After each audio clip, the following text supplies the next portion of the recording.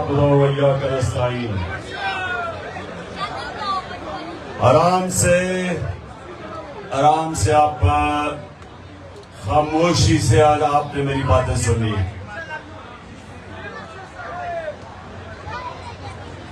आज बाहर भी हमारे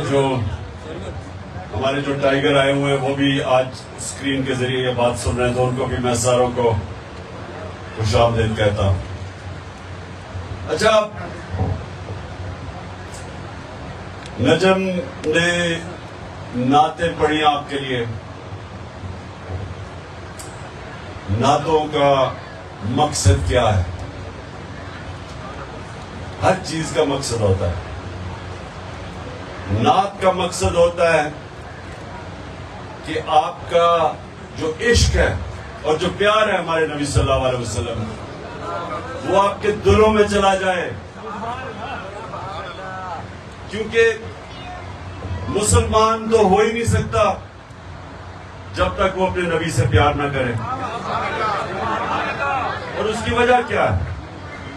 क्योंकि हमारे नबी का सबसे बड़ा हमारे पर करम यह था कि वो अल्लाह की किताब हमारे तक लेके आए, जो हमेशा के लिए हमें वो सीधा रास्ता दिखाने के लिए अल्लाह ने हमें किताब भेजी। और हम उसका जितना भी अपने नबी का शुक्र अदा करें वो कम है, क्योंकि उनके जरिए ये किताब हमारे पास पहुंची। तो ये नौजवानों गौर से बात मेरी सुन रहे, आपको नबी सल्लल्लाहु अलैहि वसल्लम की जिंदगी को पूरी तरह पढ़ना चाहिए, जब से वो पैदा हुए और जब से वो दुनिया से गए। क्योंकि अगर आपने एक अजीम इंसान बनना है तो उनके रास्ते पे चलना सीखो। क्योंकि दुनिया की तारीख में कभी कोई ऐसा इंसान ना आया ना आ सकता। किसी इंसान की वो अचीवमेंट नहीं है। अगर आप मुसलमान नहीं भी हैं तो दुनिया की तारीख में किसी इंसान ने वो अचीव नहीं किया जो उन्होंने किया। तो जब आप उनकी जिंदगी पढ़ेंगे तो उनकी जिंदगी से आप सीखेंगे। सबसे बड़ी बात कि अभी नबूवत से पहले उनको सारे मक्का के लोग कैसे जानते थे? सादिक और अमीन, सच्चा और अमानतदार, इंसाफ करने वाला। ये दो सिफ्तें याद रखना कि अगर आपने दुनिया में इज्जत कमानी है तो ये दो सिफ्तें होनी चाहिए, सच्चाई और इंसाफ करने वाली। अच्छा, अब दूसरी चीज, शाबाश बच्चों की भी आज इनकी भी मैंने ट्रेनिंग करवानी है। अब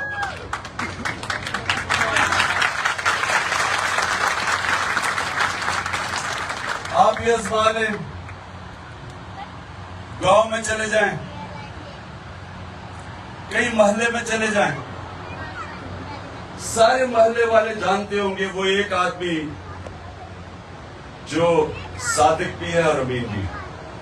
गांव में चले जाएं, देहातों में चले जाएं, लोगों के मसले आएंगे, वो अदालतों में नहीं जाएंगे, वो अपने मसले हल करवाने के लिए वो ढूंढेंगे आदमी जो सारा गांव को इतबार होगा उसकी ईमानदारी पे और सच्चाई पे।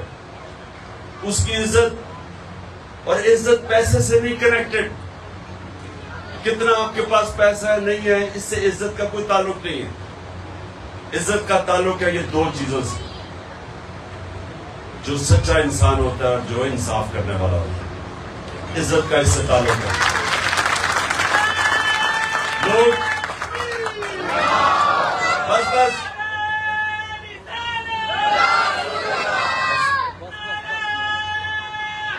यार सुनो मेरी बात। देखिए मेरे पास अब रह गए हैं 15 मिनट।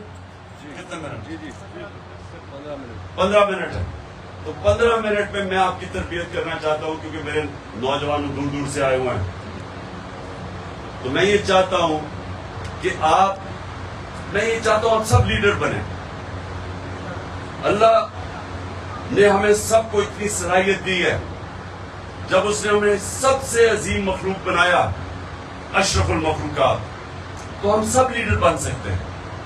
लेकिन लीडर बनने के लिए वो क्या कैरेक्टरिस्टिक चाहिए, वो क्या आपका किरदार कैसा होना चाहिए? वो किरदार जैसे ही आप नबी सल्लल्लाहु अलैहि वसल्लम की जिंदगी पढ़ेंगे तो आपको समझ आ जाएगी कि कैरेक्टर क्या होना चाहिए। सबसे पहले तो सादिक, सच्चा और अमानतदार, उसके बाद दलेर आदमी। कभी बुज़दिल आदमी लीडर नहीं बन सकता। बुज़दिल आदमी नवाज शरीफ तो बन सकता, लीडर नहीं बन सकता।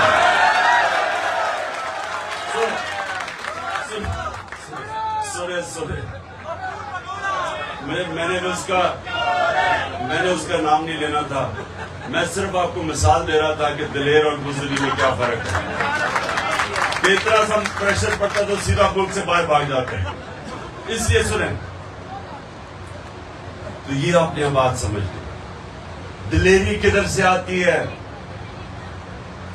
दिलेरी किधर से आती है? ना ना ना ना ना ना, इमरान खान को भी किधर से आई थी दिलेरी?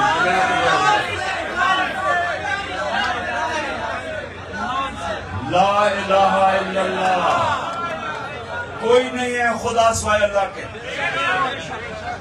ये याद रखना कि ये इंसान की आजादी का दावा है, गैरत का दावा है। कि जब आप ये दावा करते हैं कि अल्लाह तेरे सिवा मैं किसी को नहीं मानता, यानी मैं किसी के सामने नहीं झुकता, चाहे वो पैसा हो। सबसे बड़ा पैसे की वजह से लोग अपने ज़मीर को बेचते हैं। लेकिन जब आप ला इलाहा इल्लल्लाह का दावा दिल से करते हैं तो आप पैसे के बुत के सामने नहीं झुकते। हजरत मूसा जब गए 40 दिन के लिए, तो पीछे जो उनकी कौम थी उन्होंने सोने की गाय की पूजा शुरू कर दी, यानी पैसे की पूजा शुरू कर दी। ये शिर्क है। जब इंसान अपना ज़मीर बेचता है पैसे के ऊपर, शिर्क करता है। मेरी नजर में वो शिर्क है, क्योंकि आपने हक के सामने किसी और चीज को रख दिया। अल्लाह अल हक है। जब भी राय हक के सामने आप अपने ज़मीर का सौदा करते हैं पैसे लेके, रिश्वत लेके, आप याद रखें कि आप शिर्क करते हैं और इंसान की इज्जत चली जाती है, गैरत चली जाती है। जब आदमी रिश्वत लेता है वो बेगैरत बन जाता है।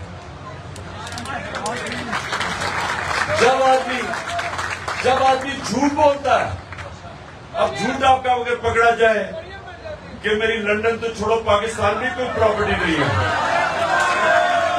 तो गैरतमंद लोग नहीं करते झूठ, क्योंकि उनको अपनी इज्जत की फिक्र होती है, गैरत की फिक्र होती है। तो ला इलाहा इल्लल्लाह गैरत देता है और गैरत इंसान को बाकी इंसानों से ऊपर ले जाता है। मैं एक लोगों को मिसाल देता हूं। मेरा घर बन रहा था, दोपहर की गर्मी थी, जुलाई के दिन थे, 20 साल की बात है। जुलाई में वो गर्मी भी थी, हब्स भी थी। तो मैं देखा सारे जो मजदूर, मैं देख रहा था अपना घर, तो मैं देख रहा मजदूर बेचारे थक के कोई दरख्त के नीचे बैठ जाता था, थक जाते थे। एक आदमी नौजवान गर्मी के अंदर वो मुसलसल काम करता गया। जब काम खत्म हुआ मैंने उसे कहा, मैं तुम्हें इनाम देना चाहता हूं। मैंने उसे पैसे पकड़ाए। अब ये देखे, मजदूरी करने वाला नौजवान, उससे मुझे पैसे वापस पकड़ा दिए, हाथी चक्कर, पैसे वापस पकड़ा दिए। कहता कि जी जिसके लिए मैं मजदूरी कर रहा था उसकी मुझे तनख्वाह मिलती है, मुझे आपका पैसा नहीं चाहिए। अब ये मजदूर है। अब सोचें कि मेरे अंदर उसकी इज्जत कितनी गई, मजदूर की इज्जत मेरे दिल में गई।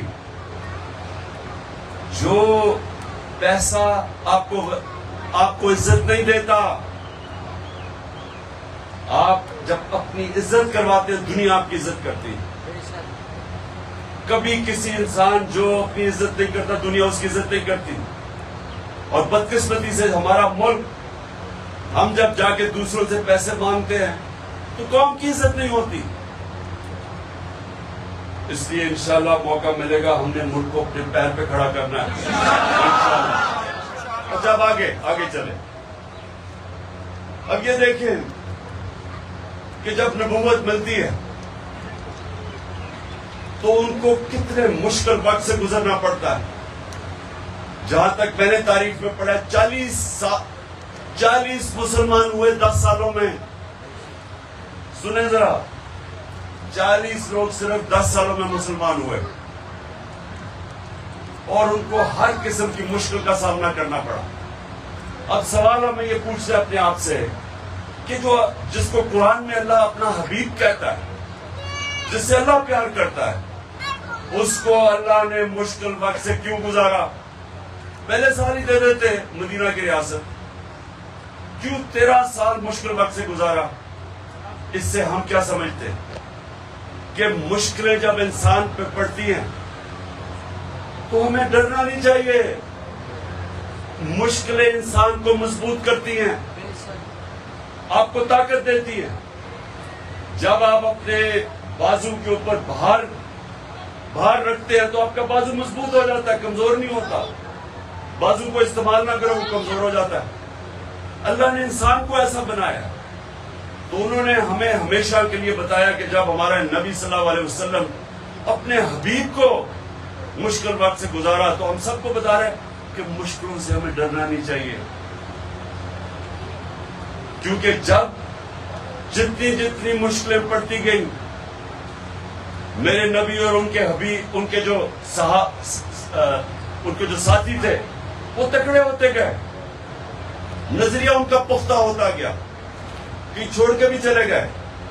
लेकिन जो उनके साथ बच गए वो ऐसे मजबूत नजरियाती लोग थे कि उन्होंने दुनिया की तारीख का सबसे बड़ा इनकलाब लेके आया।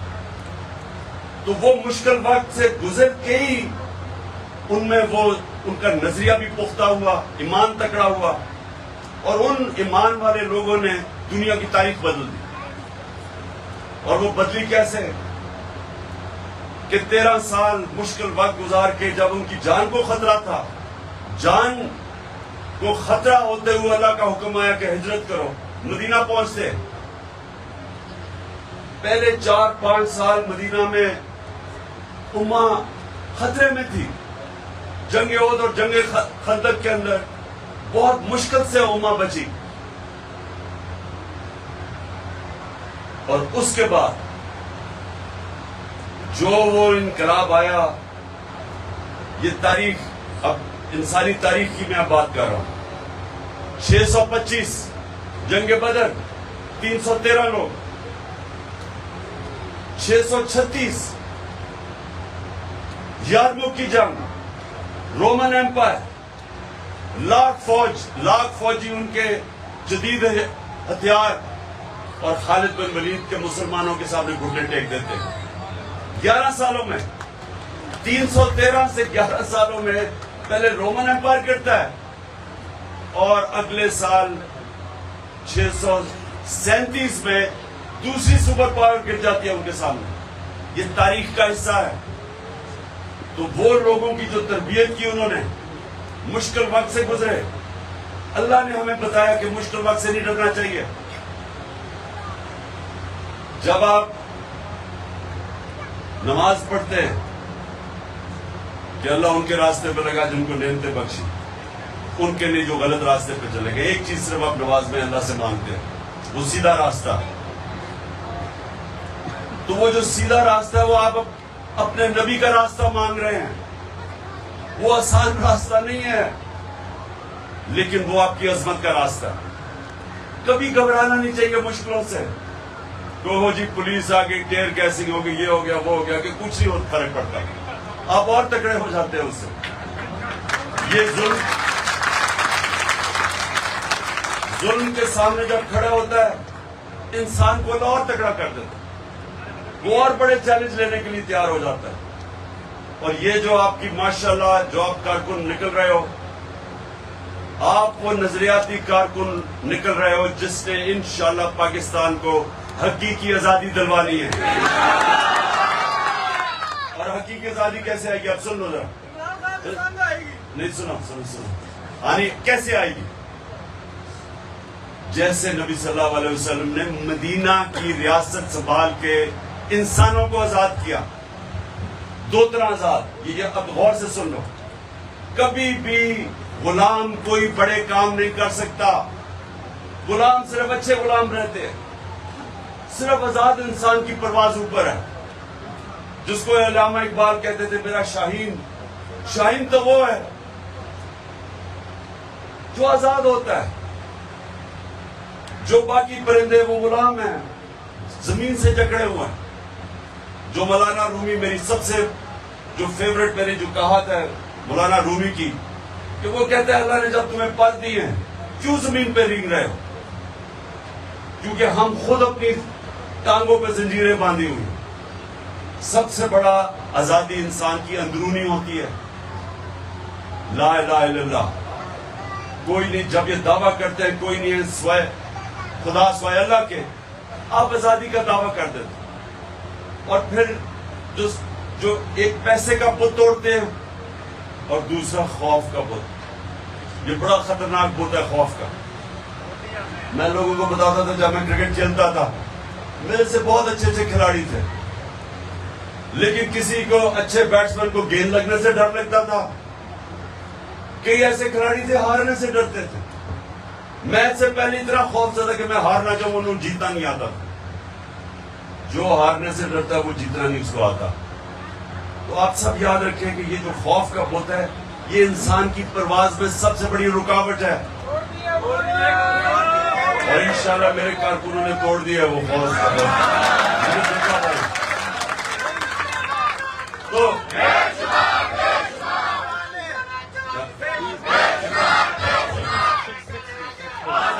6 मिनट जी,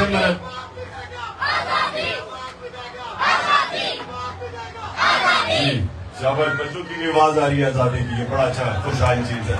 सुनो सुनो सुनो सुनो सुनो सुनो। अब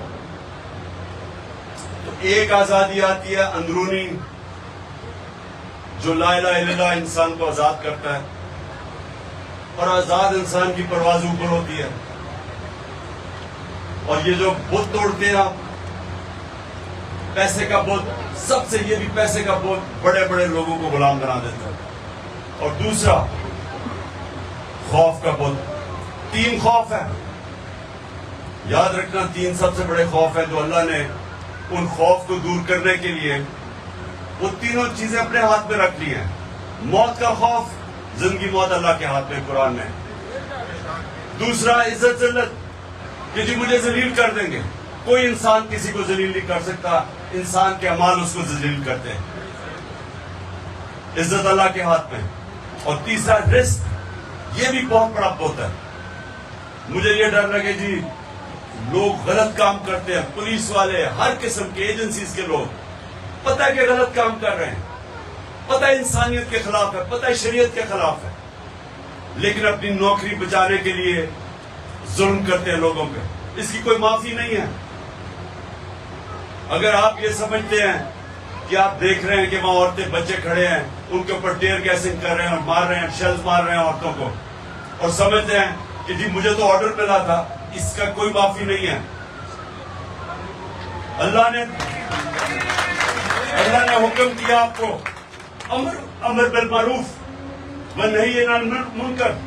वाज़ेह, अच्छाई के साथ खड़े हो, बुराई के खिलाफ खड़े हो, हुक्म है अल्लाह का। तो इसलिए ये जो 3 है, जिल्लत के, नौकरी ना चली जाए, मौत ना चली जाए, इसकी वजह से लोग गुलाम बन जाते हैं। तो इससे भी अल्लाह ने हमें आजाद कर दिया। और फिर दूसरी ये अंदरूनी आजादी, और दूसरी आजादी होती है इंसाफ से। जब एक माशरे में इंसाफ होता है, जब माशरे में कानून की हुक्मरानी होती है, रूल ऑफ लॉ होता है, इंसानों के हकूक होते हैं, तो ताकतवर से इंसान को तहफ़्फ़ुज़ मिलता है। थाने कचहरे की पॉलिटिक्स नहीं हो सकती, कब्जा ग्रुप नहीं हो सकते, एनआरओ नहीं मिल सकता जिधर इंसाफ होता है, और वही माशरे ऊपर जाते हैं। आज ये हमारे मगरबी माशरे क्यों ऊपर गए हैं? पर रूल ऑफ लॉ है। पाकिस्तान का नंबर रूल ऑफ लॉ में, यानी इंसाफ के दुनिया के इंडेक्स में 140 मुल्कों में हमारा नंबर है 129। और जो मुल्क ऊपर है, डेनमार्क नंबर 1 है। पाकिस्तान की औसत आमदनी $1,600 है। डेनमार्क की औसत आमदनी 68,600 है। अमीर तरीन मुल्क है, क्योंकि इंसाफ है। इंसाफ आती है तो खुशहाली आती है। क्यों हमारे लोग जाते हैं वीजा लेके बाहर? क्योंकि वहां इंसाफ है।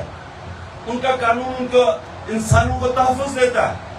वो एक वक्त मुसलमानों का कानून था, यहूदी शहरी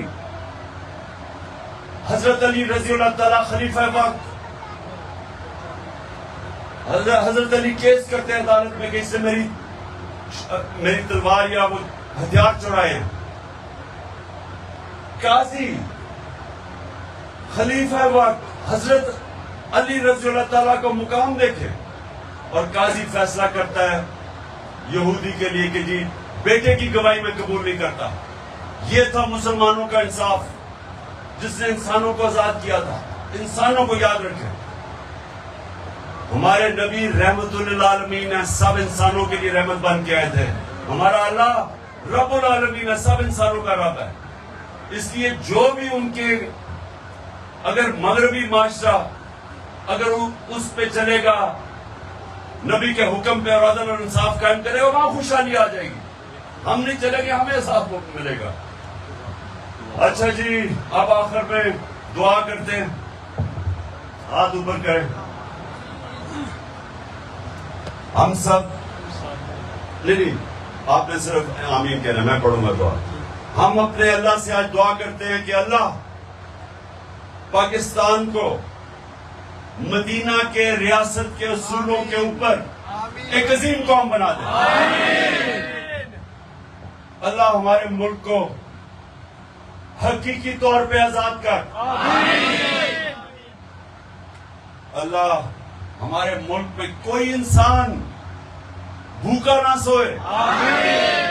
और अल्लाह पाकिस्तान को वो मुल्क बना दे जो बाहर से लोग पाकिस्तान में नौकरियां ढूंढने आए। आमीन। और आखिर में अल्लाह इस मुल्क में जल्दी से जल्दी इलेक्शन करवा और इन चोरों से हमें निजात हासिल करवा।